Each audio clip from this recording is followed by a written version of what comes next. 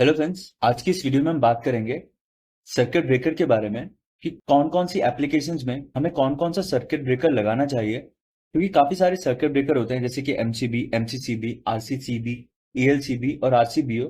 तो इन circuit breaker का exactly क्या एप्लीकेशन है और क्या यूज है और इनमें क्या क्या डिफरेंसेस हैं, कौन सा सर्किट ब्रेकर हमें कहाँ लगाना चाहिए, कौन सा सर्किट ब्रेकर किस जगह पे बहुत जरूरी है या किस जगह पे होना ही चाहिए, इसके बारे में हम बात करेंगे। और इनमें जो मेजर डिफरेंस है उनके बारे में जानेंगे, क्योंकि जब इंडस्ट्री में हम होते हैं तो हम कंफ्यूज ना हो कि हमें कौन सा सर्किट ब्रेकर कब और किस जगह पे लगाना है, क्योंकि ये बहुत मेजर टॉपिक है। अगर हम इंडस्ट्री में काम करते हैं, रिव्यू देने जाते हैं, तो वहां पे भी हमसे क्वेश्चन पूछा जा सकता है कि ये जो सर्किट ब्रेकर है इनका क्या काम है और इनको कहाँ कहाँ पे यूज किया जा सकता है। मतलब यूजेज और एप्लीकेशन के बारे में पूछा जा सकता है और डिफरेंसेस के बारे में भी पूछा जा सकता है। तो इस वीडियो में हम ये सारे टॉपिक क्लियर करेंगे। तो शुरू करते हैं। तो पहले बात करते हैं एमसीबी और एमसीसीबी की। तो जो एमसीबी होता है इसकी फुल फॉर्म होती है मिनिएचर सर्किट ब्रेकर। तो अब जो एमसीबी होता है ये हमको दो प्रोटेक्शन देता है, एक देता है ओवरलोड प्रोटेक्शन और एक देता है शॉर्ट सर्किट प्रोटेक्शन। सेम काम हमारे एमसीसीबी का भी होता है।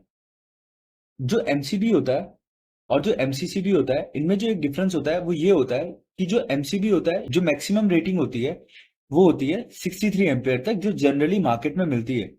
मगर कुछ स्पेशल टाइप एमसीबी ऐसे भी होते हैं जो कि 125 एम्पेयर तक होते हैं, मगर जनरली जो मार्केट में मिलते हैं वो हमें 63 एम्पेयर तक के मिलते हैं।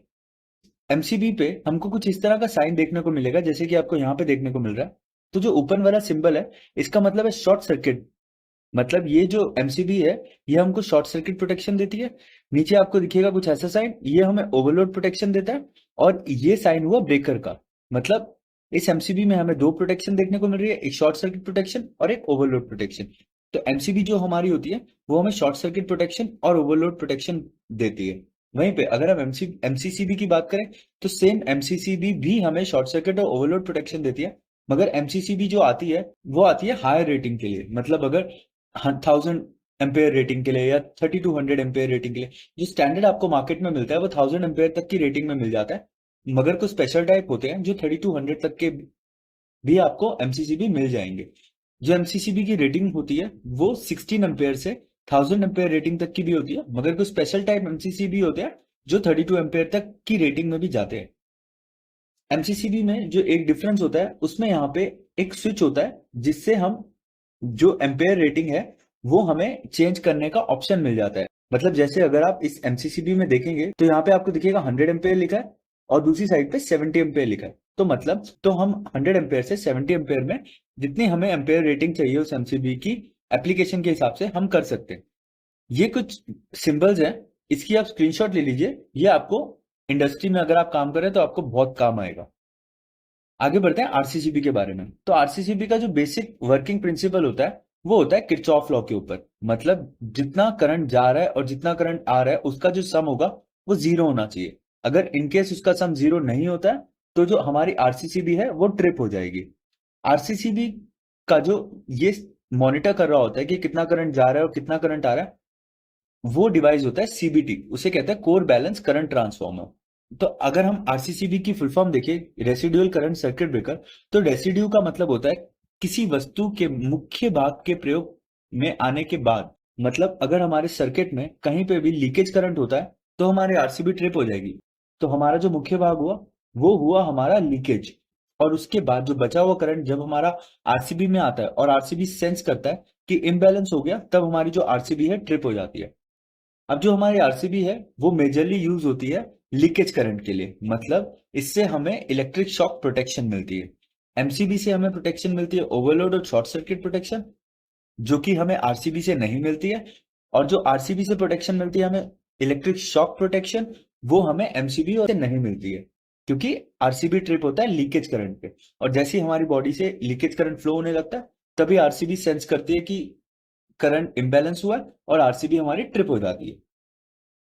वहीं पे अगर हम बात करें आरसीसीबी और ईएलसीबी के बारे में, तो जो ईएलसीबी है और आरसीसीबी है ये दोनों एक ही तरह का काम करती है कि जब भी लीकेज करंट ये सेंस करती है ये ट्रिप हो जाता है। ईएलसीबी की जो फुल फॉर्म होती है वो होती है अर्थ लीकेज सर्किट ब्रेकर। आरसीसीबी की जो फुल फॉर्म होती है वो होती है रेसिड्यू करंट सर्किट ब्रेकर। अब समझते हैं कि जो ईएलसीबी होती है ये तब काम करती है जब हमारा करंट लीक हो रहा है और जब हमारा करंट लीक हो रहा है अर्थ से। तो अब इससे हम ये समझेंगे तो जो हमारी आरसीसीबी है उसमें हमें न्यूट्रल का कनेक्शन देना जरूरी होता है। वहीं पे अगर हम ईएलसीबी की बात करें तो वहां पे हमें अर्थ का भी कनेक्शन देना जरूरी होता है। आरसीबी तब डिटेक्ट करता है कोई भी इम्बैलेंस जब न्यूट्रल में करंट और फेज में करंट इक्वल नहीं होता है। मगर ईएलसीबी के केस में ईएलसीबी तब डिटेक्ट करता है जब लीकेज करंट अर्थ में जाता है। तो ईएलसीबी के केस में हमें अर्थ वायर लगानी बहुत जरूरी होती है। जो हमारी आरसीसीबी होती है वो हाईली सेंसिटिव होती है एज कम्पेयर टू ईएलसीबी। जो ईएलसीबी होती है वो कम सेंसिटिव होती है। ईएलसीबी में दो टाइप होते हैं, एक होता है वोल्टेज ईएलसीबी और एक होता है करंट ईएलसीबी। जो करंट ईएलसीबी होती है वो सेंसिटिव होती है एज सिमिलर टू आरसीसीबी, मगर जो वोल्टेज ईएलसीबी होती है वो थोड़ी लेस सेंसिटिव होती है। अब हम ईएलसीबी का यूज नहीं करते हैं क्योंकि इसके लिए हमें अलग से अर्थ की वायर लगानी पड़ती है। अब जो इंडस्ट्री में यूज होता है वो आरसीसीबी होता है, रेसिडुअल करंट सर्किट ब्रेकर। अर्थ लीकेज सर्किट ब्रेकर आजकल इंडस्ट्री में यूज नहीं होता है। अब आते हैं आरसीबीओ या आरसीडी डिवाइस पे।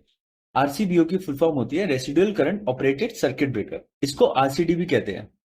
अब ये जो आरसीबी होता है ये कुछ इस तरह का दिखता है और इस आरसीबी में कनेक्शन हम यहाँ पे करते हैं, इनपुट कनेक्शन यहाँ पे और आउटपुट कनेक्शन यहाँ पे। आरसीबीओ ये कंबाइंड फॉर्म होती है एमसीबी की भी और आरसीसीबी की भी। तो हमें जो आरसीबीओ होती है ये दोनों तरह की प्रोटेक्शन देती है। एक प्रोटेक्शन देती है हमें इलेक्ट्रिक शॉक से, दूसरी प्रोटेक्शन देती है ओवरलोड या शॉर्ट सर्किट से। मतलब ये एमसीबी के भी बेनिफिट मिलते हैं हमें और इसमें आरसीसीबी के भी बेनिफिट मिलते हैं।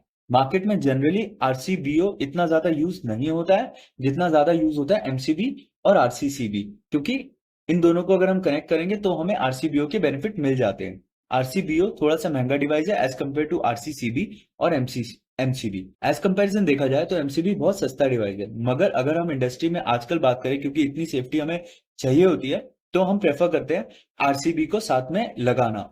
अगर हम घर की बात करें तो आजकल आरसीबीओ आ चुका है तो हमें घर पे आरसीबीओ ही लगाना चाहिए। इससे हमें ओवरलोड प्रोटेक्शन मिलती है, शॉर्ट सर्किट प्रोटेक्शन मिलती है और अर्थ लीकेज प्रोटेक्शन मिलती है, जिससे कि हमें इलेक्ट्रिक शॉक नहीं लगता है और घर के अप्लायंसेस भी डैमेज नहीं होते। तो इस वीडियो में मैंने आपको सारी चीजें क्लियर कर दी है, एमसीबी, एमसीसीबी, आरसीसीबी, ईएलसीबी और आरसीबीओ से रिलेटेड। अगर इस वीडियो से रिलेटेड आपके पास कोई क्वेश्चन है या क्वेरी है तो आप कमेंट बॉक्स में पूछ सकते हैं। वीडियो पसंद आई है तो लाइक और सब्सक्राइब करिए। वीडियो देखने के लिए धन्यवाद।